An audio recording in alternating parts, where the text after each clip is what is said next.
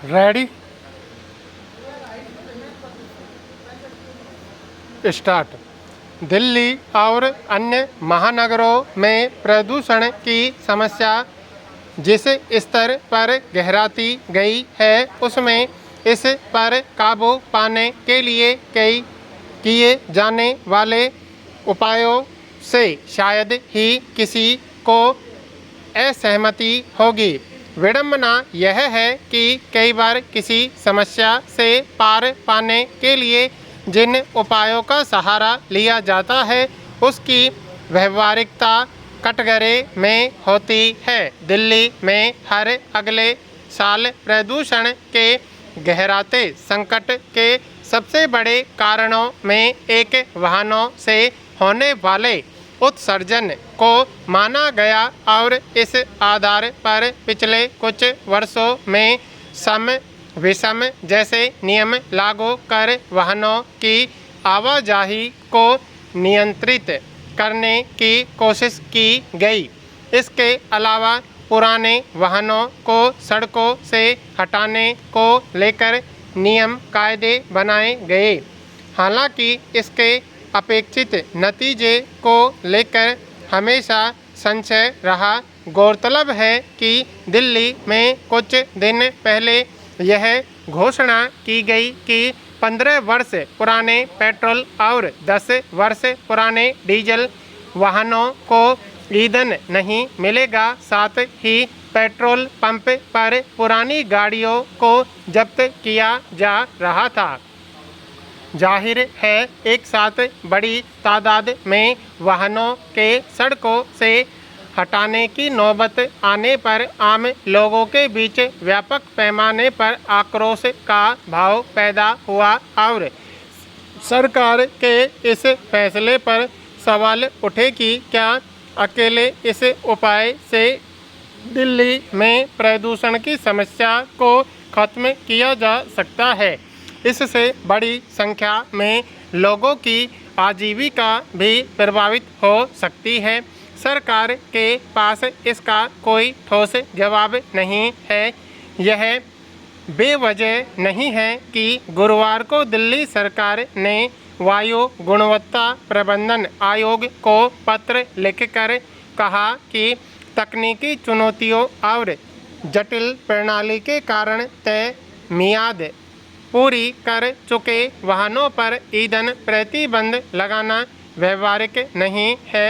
यानी फिलहाल पुराने वाहनों को सड़कों से हटाने की कवायद थमती दिख रही है। हालांकि इसे लेकर आम लोगों के बीच जैसी प्रतिक्रिया सामने आई उसके बाद यह देखने की बात होगी कि इस मसले पर सरकार क्या रुख अपनाती है। माना जाता है कि तकनीकी रूप से पुराने अधिक ईंधन खपत करने और खराब रखरखाव वाले वाहनों से प्रदूषण ज़्यादा फैलता है और ऐसी स्थिति में ऐसे वाहन पर्यावरण और लोगों की सेहत के लिए जोखिम भरे हो सकते हैं। मगर ऐसे सवाल भी उठते रहे हैं कि प्रदूषण फैलाने के लिए किसी वाहन की उम्र को पैमाना माना जाना चाहिए या फिर प्रदूषण पदार्थ उत्सर्जित करने की जांच के आधार पर वाहन के दुरुस्त होने के बारे में तय किया जाएगा। अगर कोई पुराना वाहन पर्यावरण और मानव स्वास्थ्य के लिहाज से पूरी तरह सुरक्षित है तो उसकी उम्र को ही अकेला मानदंड क्यों बनाया जाना चाहिए। जहां तक दिल्ली का सवाल है, यह न केवल अन्य राज्यों के कुछ शहरों को मिलाकर राष्ट्रीय राजधानी क्षेत्र के रूप में जाना जाता है बल्कि दिल्ली के अलावा अन्य शहरों में पुराने वाहनों को लेकर अलग नियम हैं। साथ ही दिल्ली में आसपास के राज्यों से हर रोज़ ऐसे हजारों वाहन आते जाते हैं जो पुराने हो सकते हैं। हालांकि उन्हें दूसरे राज्यों में प्रदूषण जांच के पैमाने पर दुरुस्त माना जाता है। शायद इसीलिए ऐसे सवाल उठते रहे हैं कि जिन वाहनों को दूसरे राज्यों या इलाकों में प्रदूषण फैलाने की कसौटी पर सुरक्षित माना जाता है, उन्हें दिल्ली के लिए मुसीबत क्यों माना जाना चाहिए, या फिर अन्य राज्यों के वाहनों के लिए अलग नियम कैसे सही है। निश्चित रूप से प्रदूषण एक गंभीर समस्या है, मगर इससे निपटने के तौर तरीकों में अगर विरोधाभास होगा तो उसकी व्यावहारिकता कसौटी पर रहेगी। महाराष्ट्र के पुणे में खुद को कुरियर डिलीवरी एजेंट बताकर एक व्यक्ति ने जिस तरह के अपराध को अंजाम दिया, उसने शहरों महानगरों में विकसित हो रही एक नई आपराधिक शैली को लेकर सबको चिंता में डाल दिया है। गौरतलब है कि एक अज्ञात व्यक्ति ने खुद को सामान पहुंचाने वाला बताया और इस बहाने एक युवती के घर में घुसकर उससे बलात्कार किया।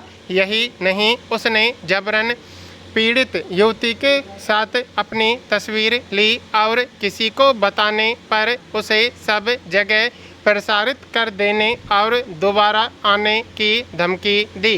इस घटना ने कोई काम करने या सामान पहुंचाने घर में आने वाले लोगों को लेकर एक नई आशंका खड़ी कर दी है। ऐसा लगता है कि किसी बेहद सुरक्षित मानी जाने वाली जगह पर भी आपराधिक मानसिकता वाले व्यक्ति की पहुंच हो सकती है, या फिर कोई अचानक अपराधी की शक्ल में तब्दील हो सकता है।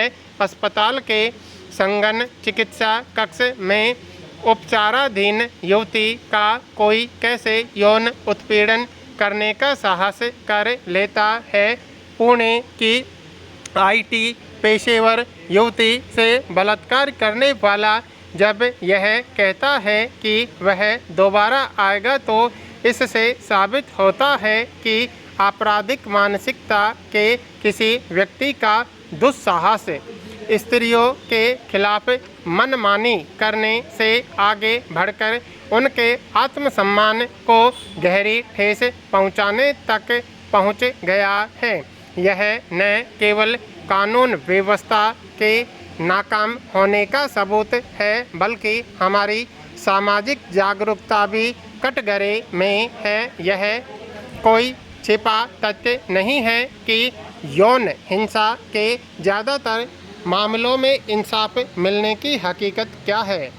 ग्रामीण इलाकों में आमतौर पर ऐसे मामलों को दबाने और रफा दफा करने की कोशिश होती है।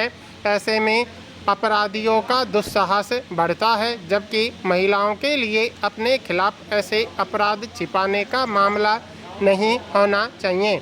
अधिकतर अपराधी स्त्री की इसी भावनात्मक कमजोरी का फ़ायदा उठाते हैं। पिछले कुछ वर्षों से महिलाओं के यौन उत्पीड़न का वीडियो बनाकर उसे प्रसारित कर देने और पीड़िता के मुंह बंद रखने की धमकी देने की घटनाएं सामने आने लगी हैं।